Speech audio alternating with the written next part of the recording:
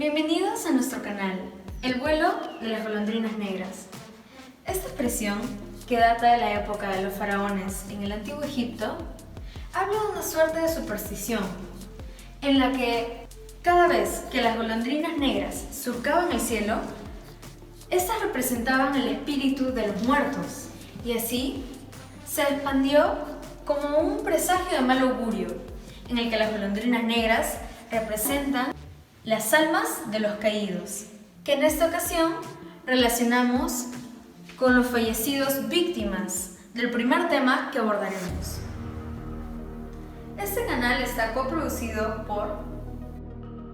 Me llamo Marcelo García. Mi nombre es Sebastián Delgado. Hola, mi nombre es Malcón Castro. y Aña de Checo. En este contexto, este canal se centra en transmitir y explorar los sucesos históricos ocurridos en el Perú, con estrategias de fácil entendimiento y comprensión para un público en general, centrándonos específicamente en las épocas del conflicto armado interno ocurrido en el Perú, así como su relación con la educación misma y los diferentes sistemas educativos que se vivieron en esa época. Nuestro programa se basa en la importancia de nuestro pasado para evitar los problemas que cometimos y no caer en la locura.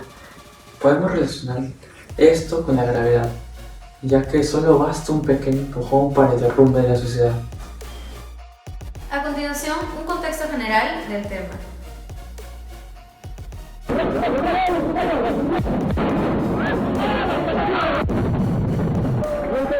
Fuentes de inteligencia señalan que el llamado Comité de Comensales, senderista, maneja el comedor universitario. Personas ajenas. Antes de abordar este tema de lleno, vamos a presentarles 4 términos clave con los que deben familiarizarse para un mejor entendimiento. En primer lugar, el conflicto armado interno del Perú, que fue considerado la mayor fractura social del país, se trató de una lucha armada por los grupos terroristas en contra del Estado. También fue considerado el primer despliegue nacional con un modelo de Estado represivo, que se extendió de Ayacucho a la capital. En segundo lugar, la ideología subversiva. El diccionario de la Real Academia Española define subvertir como trastornar o alterar algo, especialmente el orden establecido. Por lo tanto, los grupos subversivos no contaban con una ideología propia, real, por lo que adoptaron diferentes ideologías extranjeras, especial y principalmente ideología marxista, leninista y maoísta, a modo de justificar su plan de acción. En tercer lugar, los principales grupos subversivos, terroristas, que citaremos son, primero, como se hacían llamar, el Partido Comunista del Perú, PCP-SL, Sendero Luminoso, y en segundo lugar, el Movimiento Revolucionario Tupac Amaru, MRTA. Como último término, en un momento estos grupos se politizaron. Esto quiere decir que obtuvieron acceso a distintas áreas del gobierno que explotaron para su propio interés. Un claro ejemplo sucedió con los estudiantes de la Universidad Nacional Mayor de San Marcos, especialmente con aquellos que provenían de provincia.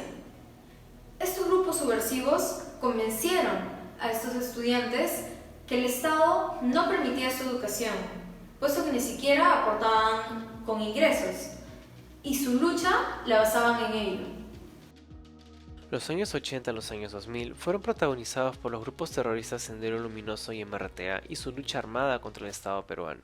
Es así que esta etapa se caracterizó por la violencia perpetuada hacia la población peruana por parte del Estado y los grupos terroristas, generando un gran número de pérdidas humanas. Estos grupos terroristas, especialmente el de Sendero Luminoso, se originaron y tomaron fuerza en instituciones educativas públicas, siendo el más claro ejemplo de ellos la Universidad Nacional San Cristóbal de Huamanga, ubicada en Ayacucho. Para cuando la violencia llegó a la capital, los grupos terroristas decidieron captar nuevos adeptos mediante la introducción de sus ideologías en instituciones educativas públicas, siendo claros ejemplos de estas situaciones la Universidad Nacional Mayor de San Marcos y la Universidad Nacional Federico Villarreal. Como se deduce de esta introducción, estamos hablando de la etapa en la que se desarrolló el conflicto armado interno en el Perú.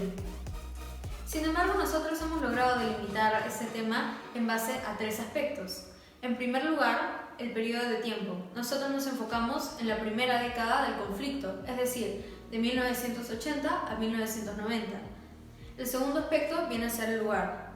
Nosotros vamos a analizar la nefasta influencia de esta ideología dentro de la Universidad Nacional Mayor de San Marcos. Y por último, en cuanto a los personajes, vamos a evaluar la participación de los estudiantes y profesores, así como de los grupos políticos dentro de la universidad, además de los grupos terroristas. En base a estos 3 aspectos, hemos logrado delimitar nuestro tema a causas de la difusión de esta ideología subversiva dentro de la Universidad Nacional Mayor de San Marcos durante la primera década del conflicto armado interno en el Perú. Una vez ya hecho nuestro tema delimitado, gracias a una ardua búsqueda y recopilación de datos de la Universidad de San Marcos, nuestro tema lo separamos en 2. El primero es el Sistema Nacional como factor perjudicial en el espacio educativo de la Universidad Nacional Mayor de San Marcos. Uno de sus factores fue el descuido en el sistema educativo que brinda el Estado a la Universidad de San Marcos, es decir, la facilidad del surgimiento de la ideología subversiva en dicha universidad. La segunda parte de nuestro tema limitado es la cronología de contexto paralelo con la Universidad Nacional Mayor de San Marcos. Su primer factor fue la legalización de los partidos izquierdistas y politización de organismos de la Universidad de San Marcos, es decir, la influencia del gobierno militar y del gobierno de transición democrático a las agrupaciones de políticos. En su segundo factor fue la recuperación de los grupos subversivos en la Universidad de San Marcos, es decir, estrategias de reclutamiento. El tercer factor fue principales dimensiones de selectividad en los grupos subversivos en la dicha universidad. En esta primera parte hablamos de la función del sistema nacional como un factor perjudicial en el surgimiento de ideas subversivas en los campos educativos de la Universidad Nacional Mayor de San Marcos. Esta sección la dividimos en 3 partes. Primeramente hablamos de los descuidos generales que hubo en el sistema nacional, así como en el Estado. También hacemos hincapié al mismo surgimiento de las ideas subversivas en la Universidad Nacional Mayor de San Marcos. Seguidamente hablamos de las relaciones de los grupos subversivos, así como sus distintas estrategias de reclutamiento que se dieron. Finalmente hacemos hincapié a las diferentes dimensiones de selección que hubo entre los grupos subversivos. En la segunda etapa de nuestro proyecto explicaremos los factores internos de la Universidad Nacional Mayor de San Marcos que propiciaron el ingreso de ideas subversivas en la misma. Primero, explicaremos la crisis vivida en la universidad en aquel entonces, abordando los diversos grupos estudiantiles, su relevancia y el caos generado por su rivalidad. Segundo, explicaremos las manifestaciones realizadas por los estudiantes de la San Marcos, la presencia de Sendero en ellas y sus consecuencias. Por último, a manera de resumen, realizaremos una conclusión que abordará los diversos tópicos mencionados por mis compañeros y en este video para una mejor comprensión del tema. Acompañaremos esta conclusión con una reflexión al término del análisis. De esta forma cerraremos el tercer bloque. De esta manera damos por finalizado nuestro primer video. Si te encuentras interesado en indagar un poco más respecto a los términos presentados, compartimos contigo unos links que podrás encontrar en la descripción.